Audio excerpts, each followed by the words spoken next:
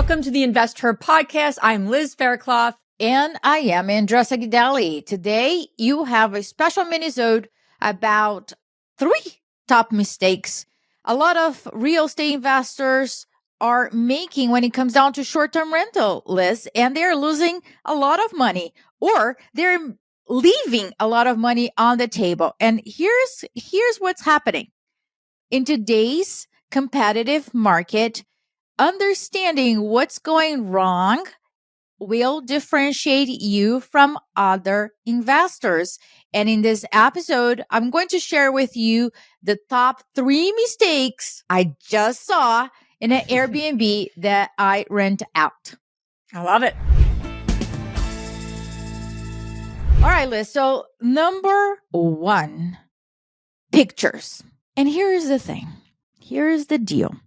More does not mean better. I just went to an Airbnb, beautiful place for spring break with my son. They had, guess how many pictures they had, Liz? I'm going to go with 20. No, 79. Oh, God. Pictures. Are you serious? I am serious. Oh. And I think 5 of them were good. Right? That's not a good percentage. No. And so here's the mistake. It's not just about the picture, but it has to do with the sequence of the picture and what the picture description is saying. So it's like a triple mistake, right? So here's the number 1 mistake that they made. They put a lot of pictures that were not professional pictures. That devalue the property. And the property is doing super well, but I believe they are leaving a lot of money on the table because they are not taking professional pictures, because the pictures are not in a sequence. It's not telling a story, meaning this is how you go in the property. It's 30 acres. And then you see this and you see that. And you enter in the living room and those are the bedrooms. And then this is the pool. This is the other area. You are telling a story as you are walking through the house, like in an open house. Where would the people go? So you tell the story. And let's say, I don't know, is this bedroom number 1, number 2, number 3? If you have a bunch of bedrooms, the description of it is super important. Or otherwise, you're like, I'm lost here. How many bedrooms is it? People are confused. And they made all of those mistakes. Audit. I was like, can I audit your page? There you go.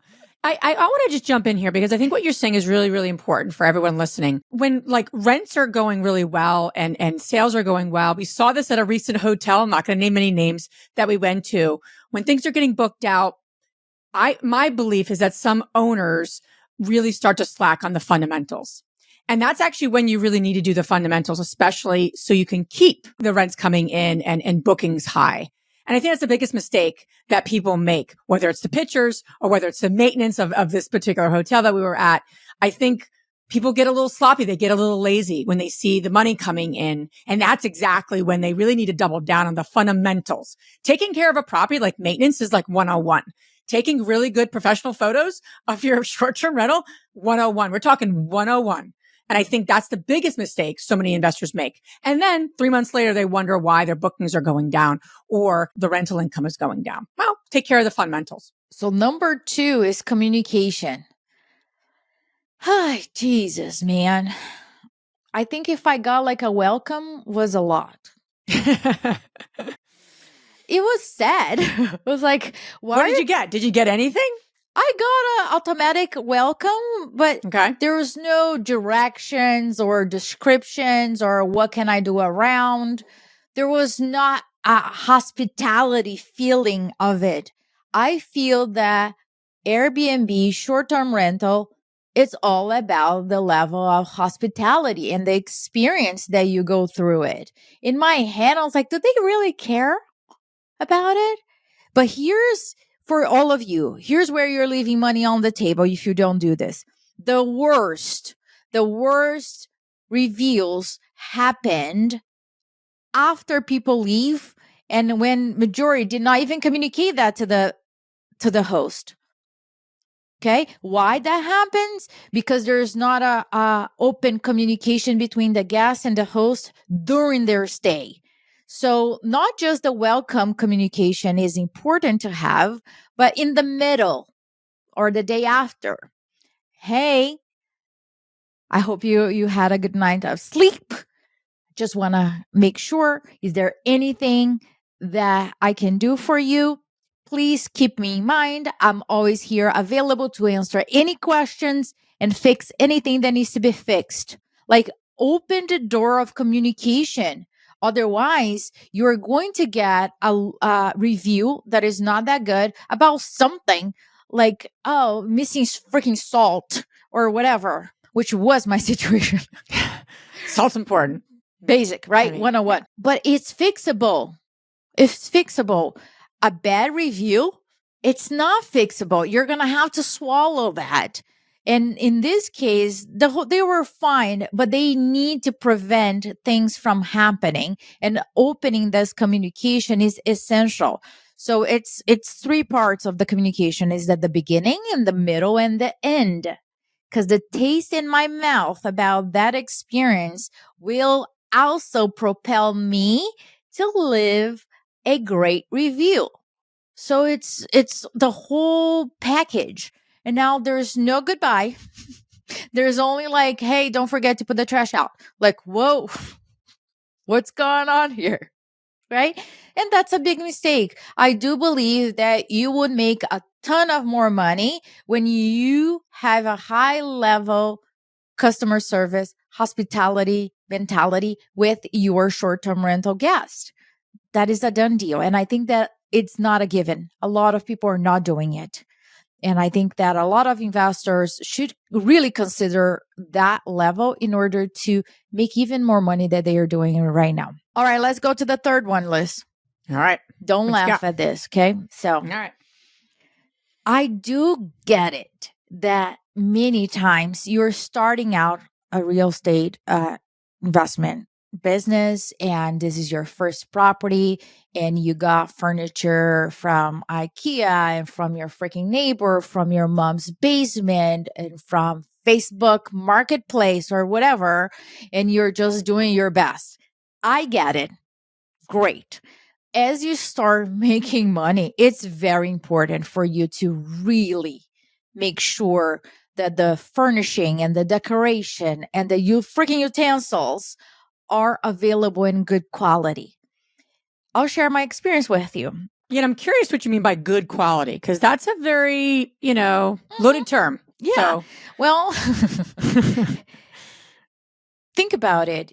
You have to have durable materials. Otherwise, it's going to disintegrate, it's going to get damaged, and it's not going to last. And you're going to have to buy it again. So at the end of the day, buying 2-3 times an item in a period of 12 months is more expensive if you buy a quality can opener, for example, right? But let's talk about furniture. Why is that important for you to be mindful of that and the decoration? Number one, a lot of people are not into decor, right? So can you raise your hand, Liz? Sure.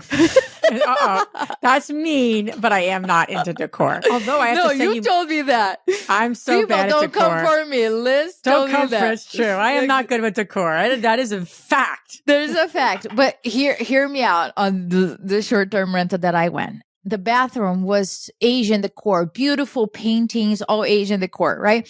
But then you went to the kitchen, hardcore Italian decor. Oh, geez. Whoa. It was like different country. Yes. Yeah, That was the theme, like depending on where you go. The bedroom furniture, like old school, heavy wood, like dark. I was like, why? Why? Right? And then you went to the living room, was a mix of modern and like country farm with metal and shiny objects. I was like, what is going on inside this person's head? Was it functional? Yeah, it was functional. And the pictures did not match the decor of the house. Just so you guys know that there's a double twist there. But the perceived value of your property, it's like staging a property for sale. Same thing. Staged properties get evaluated much higher the appraisers evaluate a stage property much higher than a non-stage properties. And I do believe that the same thing happens with short-term rental. There's a lot that can elevate the value of your short-term rental when you are mindfully decorating and furnishing your property. And I think that a lot of people don't take that in consideration because they're doing the best. But then a year later, 5 years later, you're still with the same chair that you keep fixing that, that one leg that it's not working. Then it's a problem. Andrea, so what's a good strategy on how often you should be updating like decor? Because it is a cost, right? So I don't know if there's a rule of thumb. I'll share a couple of things, right? It really depends. I wouldn't change the kitchen cabinets, for example. However, 5 years ago, 6 years ago, it was trendy that like the gray kitchen cabinets, right? That outdates the property right now. So what can you do in order to update that? And I'm not saying that you need to change the whole thing. You mindfully invest on a couple of pieces. My situation there was a big dining room table with a very small squared dining table. Awkward. And that property can host 12 people. That table cannot host 12 people. So it's so obvious, right? But it's like super confused. So I want to share a resource for all of you. If you guys raise your hand about furnishing, I want to share a very important resource. Minoan is revolutionizing the way real estate investors furnish their properties list. It's not just about furnishing it, but making money with it. How does it sound? I'm in. Period. So here's how it works. Number one, you as a real estate investor, you get access to over 160 top brands to furnish, elevate your property. Number two, which I am like, yes to this. Your guests get a chance to purchase those items through a digital storefront if they want to. And number three, you make money if they purchase those items.